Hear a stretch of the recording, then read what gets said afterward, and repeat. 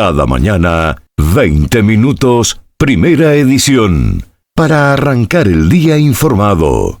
20 minutos, primera edición. La información necesaria para cada día. Te saludamos con las principales noticias del día, las primeras noticias del día, los títulos de primera plana a primera hora. Celia Urbalejo, ¿cómo le va? ¿Cómo anda? Buen día de nuevo. Buenos días, Fabián, y buenos días para todos. Empezamos a mirar un poquito lo que tenemos por delante en cuanto a algunos de los principales títulos. El día de ayer, fíjense que comentábamos una noticia que realmente tuvo buena atracción en redes sociales y demás, ¿no? Que estas medidas enérgicas contra los solicitantes de inmigración que tienen cónyuges, el tema de inmigración se está endureciendo. Hay nuevas posturas, digamos, de Canadá en cuanto a esto. En algunos lugares quieren reducir la cantidad de inmigrantes. También ha habido un cierto abuso en el sistema, lo hemos conversado acá muchas veces con el tema de las visas de estudiantes y demás, ¿no? Entonces, bueno, hoy vamos a estar hablando de este tema alrededor de las 6:50 de la mañana. Lo estaremos hablando con Vilma Filici. Será un segmento también especial que estará en YouTube y demás en estos especiales que sabemos preparar para que ustedes tengan la información de primera mano en lo que tiene que ver con él. ¿Qué más tenés por allí en cuanto a la información, Celi? Bueno, vamos a comenzar con algunos de los principales titulares. Mucha actividad que justamente comentábamos con preámbulo el día de ayer del primer ministro Mark Carney, que presentó las prioridades de Canadá para la reunión del G7. A una semana del inicio del encuentro de los líderes del G7, esto va a ser aquí en Canadá, va a ser en Alberta, el primer ministro Mark Carney anunció sus prioridades para esta reunión y está manejando una lista de invitados que ponen en evidencia las faltas en algunas áreas de las relaciones internacionales de Canadá.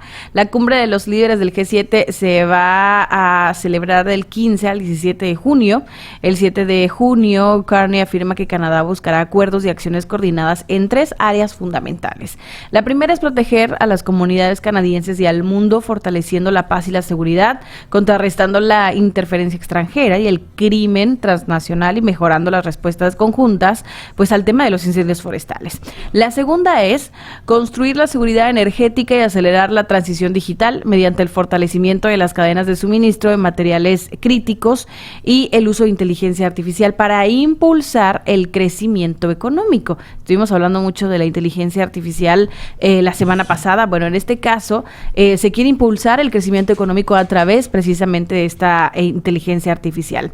Y por último, Carney dijo que Canadá impulsará la consecución de nuevas asociaciones que catalicen una enorme inversión privada para construir una infraestructura más sólida, crear empleos mejor remunerados y abrir mercados dinámicos donde las empresas puedan competir y tener éxito. Estos objetivos internacionales están estrechamente vinculados a la agenda de Carney y pues todo lo que viene para la reunión tan importante que se va a llevar a cabo aquí en Canadá la próxima semana. Bien, hablábamos del tema de inmigración. La inmigración también se mete con el tema de la salud porque Health Canada fue demandado por presuntamente no proteger a los trabajadores agrícolas de pesticidas dañinos. El sindicato United Food and Commercial Workers afirma que los trabajadores agrícolas no reciben información adecuada cuando manipulan pesticidas. Recuerden ustedes, allí hay una cantidad importante de trabajadores también de nuestra comunidad, como trabajadores temporales, trabajadores agrícolas. Este sindicato que representa a trabajadores agrícolas de todo el país está demandando a Salud Canadá, alegando que la agencia no ha protegido a los trabajadores, en particular a los trabajadores agrícolas migrantes, más vulnerables todavía, de la exposición dañina a pesticidas. El demandante declaró en el día de ayer que los trabajadores agrícolas no reciben la información adecuada sobre el manejo de los pesticidas. El sindicato interpuso la demanda para obligar al gobierno federal a proporcionar la información como ya exige la ley. En otro tipo de información, bueno, hablaba también del tema de los incendios y hubo un dato que comentamos el día de ayer, no lo comentamos justamente en los primeros titulares y es también parte de la actualización en números que se va dando de la situación de los incendios forestales, que el área incendiada en Manitoba es 7 veces más grande que Winnipeg. 2 grandes incendios forestales en Manitoba que se han unido tienen ahora aproximadamente 7 veces el tamaño de Winnipeg, según informó el gobierno provincial. El domingo se informó que el incendio situado en Sheridan ocupa unas 307,781 hectáreas y está fuera de control, es el mayor, mientras que el incendio cerca de la comunidad de Flin Flon ocupa cerca de 38,000 hectáreas y se ha combinado con el de Sheridan. El incendio ha obligado a evacuar varias comunidades. Mientras tanto, el gobierno provincial dijo en un comunicado de prensa que otro incendio de aproximadamente 203,000 hectáreas, poco más de 203,000 hectáreas, también está fuera de control. El Servicio de Incendios Forestales de Manitoba sigue respondiendo a 28 incendios forestales activos, según el comunicado de prensa, y bueno, por algo es que también está dentro de la agenda del primer ministro y la reunión que va a haber la próxima semana. Muy bien, fíjense que seguimos con este tema de inmigración porque me parece que es importante, sobre todo cuando toca esa fina tan sensible de nuestra comunidad. Quebec ha reducido sus objetivos de inmigración a tan solo 25,000 por año. Un crítico critica los nuevos poderes del gabinete propuestos en el proyecto de ley fronterizo sobre inmigración, un tema caliente. Y en el tema caliente, ayer levantó temperatura nuevamente Mark Carney, ¿no? Que ha retomado el discurso duro sobre Estados Unidos y advierte que amenaza un nuevo imperialismo. El primer ministro Mark Carney, al revelar $9,000 millones en nuevos gastos de defensa, reanudó ayer el discurso duro contra Estados Unidos, describiendo a este país como un país que presiona a sus aliados para que paguen ahora o se arriesguen a perder su capacidad de vender productos a los consumidores estadounidenses. Una típica maniobra de Trump, digamos, ¿no? En apretar, en negociar de esa forma. En su discurso en Toronto, Carney no empleó palabras como estafa o apresuramiento, pero tampoco se anduvo con rodeos a la hora de describir cómo Estados Unidos está abandonando su papel de líder poderoso en el escenario mundial a favor de mostrar su poder en el mundo. Esta retórica más aguda, porque una cosa es ser líder y otra cosa es tener poder. Claro. Son cosas totalmente diferentes. Lo vemos en todos los ámbitos de la vida. Uno puede ser jefe, pero pero es muy probable que no sea el líder. El líder es otro. El líder tiene otras condiciones, el liderazgo. La jefatura se impone por poder, porque te nombraron, porque estás ahí. Hoy sos el jefe y haces esto, pero no sé si sos el líder, ¿no? El líder es otra cosa, el liderazgo es otra cosa. Está muy bien descrito acá por Tona McCharles en el diario Toronto Star. Esta retórica más aguda se produce en un momento en que el primer ministro y sus funcionarios se esfuerzan por alcanzar un nuevo acuerdo económico y de seguridad con Trump antes de la cumbre de líderes del G7 la próxima semana. Tenemos material para hablar la semana que viene.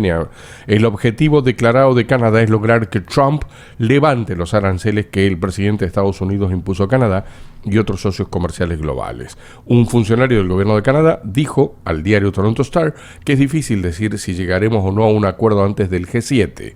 De hecho, la semana pasada Trump redobló la apuesta por los aranceles, aumentando los recargos a las importaciones de acero y aluminio de Canadá y otros países al 50%. En CSI Mortgages trabajamos para ti. Buscamos las mejores opciones de hipoteca para que pagues menos y disfrutes más. Fabián Brizuela, CSI Mortgages, experiencia y resultado a tu servicio. 289-236-2773. En más información, ¿cómo va la situación de Correos de Canadá? Bueno, Correos Canadá rechaza las condiciones sindicales para el arbitraje, mientras ambas partes entran en un amargo punto muerto. Un esfuerzo del gobierno para encaminar a Canada Post y al sindicato que representa a 55,000 trabajadores postales hacia un terreno común se topó con un gran bache, esto pues arrancando la semana, el día de ayer. Mientras se prolonga un impasse cada vez más amargo, Canada Post rechazó un marco propuesto por el sindicato para un proceso de arbitraje vinculante que la ministra de Empleo pidió a las partes que trabajan apenas 5 días antes. La portavoz de Canada Post, Lisa Liu, dijo que el Sindicato Canadiense de Trabajadores Postales se ha negado efectivamente a tomar en cuenta un informe encargado por el gobierno federal que pedía reformas importantes para la institución de 158 años de antigüedad, incluyendo rutas más flexibles y puestos de trabajo a tiempo parcial los fines de semana con salarios y beneficios similares. La negativa del sindicato a reconocer el informe de la Comisión de Investigación Industrial y sus recomendaciones en sus términos de referencia propuestos para el arbitraje es inaceptable, dijo en un comunicado.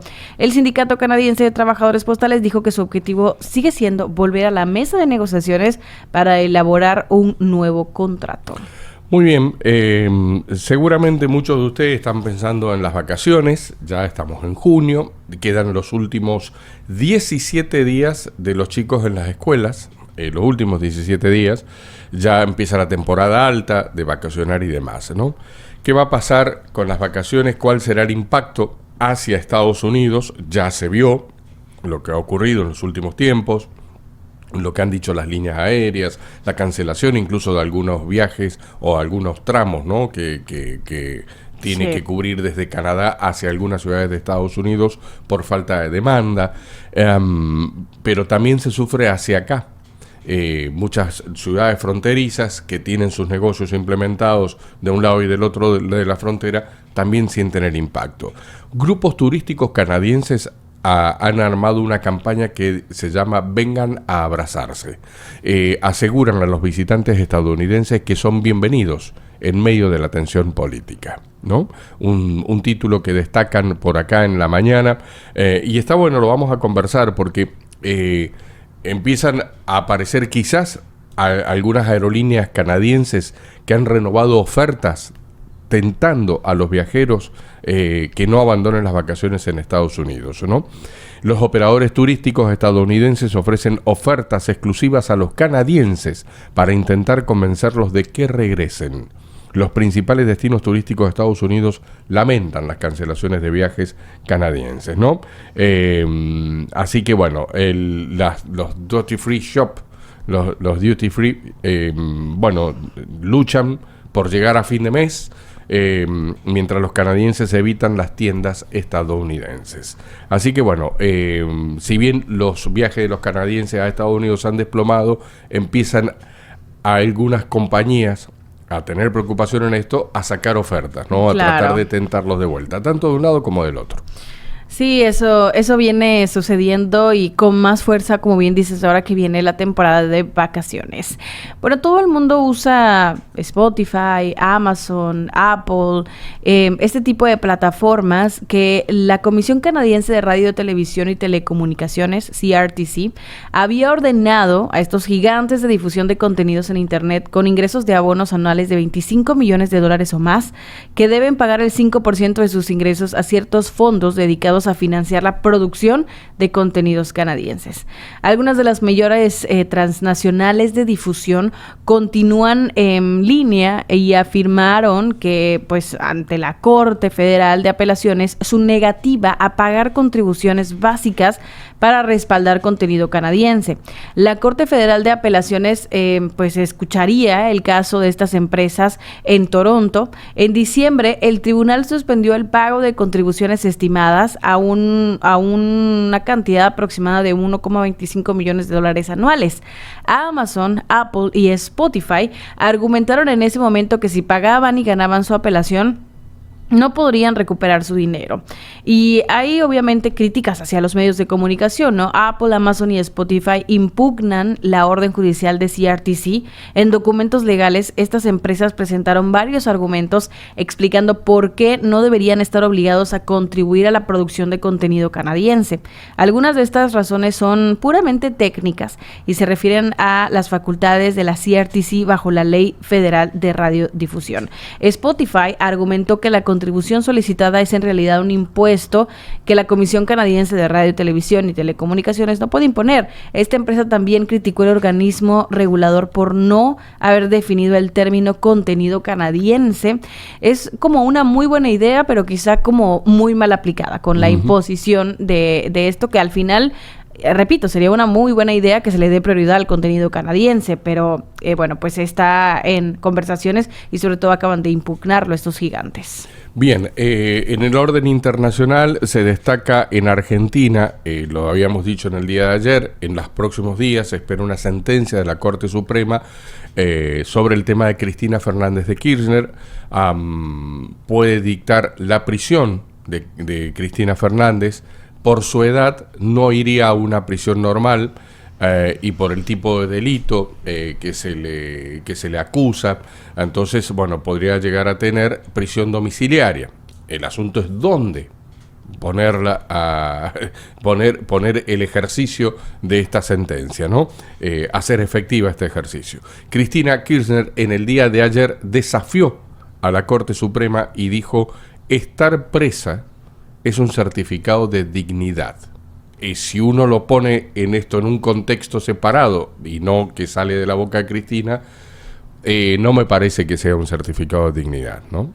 Porque estar es directamente llevarse por delante todas las instituciones. Estar preso, hay personas que están presas porque mataron, porque violaron, porque hicieron un montón de cosas, hasta crímenes de lesa humanidad y demás. No lo estoy poniendo en esa categoría a ella, pero sí no me parece una frase muy afortunada por parte de Cristina, ¿no? Cristina de Kirchner. El peronismo cerró filas con la expresidenta ante la posibilidad de que el máximo tribunal confirme su condena por corrupción antes de las elecciones, que serían a fin de año, lo cual ella podría llegar a buscar allí una nueva posibilidad de un cargo político que le dé un escudo político en esto. Entonces, bueno, de confirmar la condena antes del 19 de julio, la fecha límite para inscribir listas electorales, Cristina será detenida o inhabilitada de por vida para ejercer cargos públicos. Si la Corte Suprema se mantiene en silencio hasta entonces, admite trámite alguno de los recursos presentados o la absuelve, la expresidenta de Argentina tendrá la puerta abierta para volver a la política activa. Ahí hay un discurso muy interesante, porque como en el mundo últimamente, también lo hemos conversado acá, se mueve en extremos, y en esto de moverse en extremos lo hemos visto concretamente, es decir, o se votan para este lado o se vota para este otro. Los que están en el medio quedan, si hay una segunda vuelta electoral, quedan directamente molidos por las decisiones extremas que se toman o las posiciones extremas que toman los candidatos.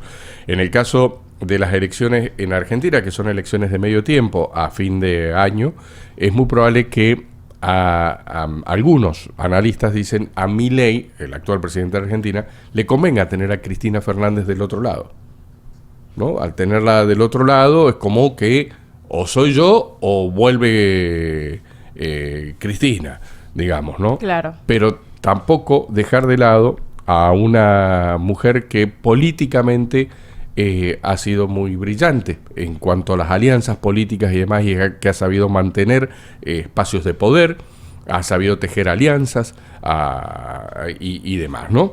Veremos que dijo ella ayer, que estar presa es un certificado de dignidad. Lo dijo ella ante una plana mayor del peronismo dentro de la sede del Partido Justicialista y cientos de militantes en el exterior.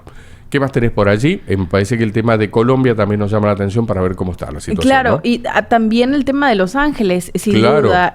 Trump envía 4.700 militares por protestas en Los Ángeles. Se desplegaron 4.000 efectivos de la Guardia Nacional, 700 marinos. El gobierno de California criticó esta decisión demente del dictatorial presidente de Estados Unidos, Donald Trump. El gobernador de California, de demandó precisamente a Trump por el despliegue de tropas tras ordenar el despliegue de la Guardia Nacional para enfrentar a estas protestas contra operativos migratorios en Los Ángeles. El gobernador de California anunció que demandaría al presidente Donald Trump por lo que él ha llamado un acto ilegal, inmoral e inconstitucional. Es que desde 1965 ningún presidente había desplegado a la Guardia Nacional en territorio estadounidense sin el permiso del gobernador del estado. Trump se basó en una ley que pone a tropas de la Guardia Nacional bajo mando federal en circunstancias que incluyen la amenaza de rebelión contra la autoridad del gobierno de los Estados Unidos. Pero la ley también dice que las órdenes para esos fines se emitirán a través de los gobernadores de los estados, por lo que no está claro si el presidente puede activar la guardia sin la orden del gobernador de ese estado. El gobernador ha dicho que el despliegue de las tropas era completamente innecesario y que le había advertido al presidente que hacerlo solo iba a empeorar la situación. Trump defendió su decisión a través de un mensaje en la red social Truth Social, pues argumentando que se había tomado esta gran decisión al enviar a la Guardia Nacional para hacer frente a los violentos disturbios instigados en California. Y es que al final aplica perfectamente la frase de la violencia genera más violencia. Obviamente iba a haber más represión, obviamente iba también estaba viendo en diferentes redes sociales que iba a encontrar lo que buscaba, que es que estas protestas se salieran tan de control, que tuvieran una imagen negativa por hacer disturbios y entonces darle la razón a Trump de lo que supuestamente hacen en el día a día, ¿no? Las protestas comenzaron tras redadas migratorias el pasado viernes, cuando cerca de 40 personas fueron detenidas, solo por mencionar algunas, sobre todo mexicanos, pero se han intensificado después de que el presidente Trump ordenó el despliegue de la Guardia Nacional y bueno, pues en números justamente los 4,700 militares, que es parte de la última actualización de ese tema. Muy bien. Cierro yo con a nivel internacional respecto a lo que ha ocurrido en Colombia, ¿no? Que ha ensombrecido a un país entero, a una campaña política en ciernes y demás. El joven sicario que intentó matar a Miguel Uribe dijo: perdón, lo hice por la plata, por mi familia. El menor de 14 años que disparó contra el precandidato presidencial colombiano en un mitin fue detenido y será acusado por tentativa de homicidio y porte ilegal de armas. Colombia sigue sumida en la conmoción tras este atentado que sufrió el sábado el senador y precandidato presidencial Miguel Uribe Turbay. Las imágenes del ataque ocurrido en un mitin improvisado en un parque en el occidente de Bogotá muestran a un joven alto entre la multitud que se acerca por la espalda al político. Cuando ya está a pocos metros, alza la pistola y le dispara varias veces hasta que Uribe cae al suelo por el impacto de 2 balas en la cabeza. Una breve persecución en medio del caos acabó con la captura del joven, que recibió un disparo en una pierna. Las autoridades han revelado que se trata de un menor de 14 años que formó parte de un programa gubernamental para jóvenes y tenía una personalidad completamente conflictiva. La Fiscalía lo va a imputar por los delitos de tentativa de homicidio y porte ilegal de armas. El menor se encuentra hospitalizado. Esto da un tema para hablar a lo largo, que tiene que ver con las contenciones sociales, que tiene que ver por qué se utilizan a los menores en este tipo de actitudes de sicarios y demás, ¿no? Increíble y conmocionante el tema de esta noticia. Rápidamente, sí. Clima, ¿cómo estamos, Shelly, a esta hora? Bueno, la temperatura en esta mañana aquí en la ciudad de Toronto y alrededores es de 14 grados, siendo las 5 de la mañana con 40 minutos. La temperatura máxima para el día de hoy será de 23 grados, con cielo nublado, pero también sol, incluso tormenta eléctrica. Muy bien, es muy similar a lo que es Ottawa, Montreal y Quebec. Tienen prácticamente el mismo clima, con posibilidades de tormentas eléctricas durante el día de hoy. Si nos vamos hacia el oeste del país, a Calgary tiene 26 grados para el día de hoy como temperatura máxima, pronosticado un día extraordinario con muchísimo sol.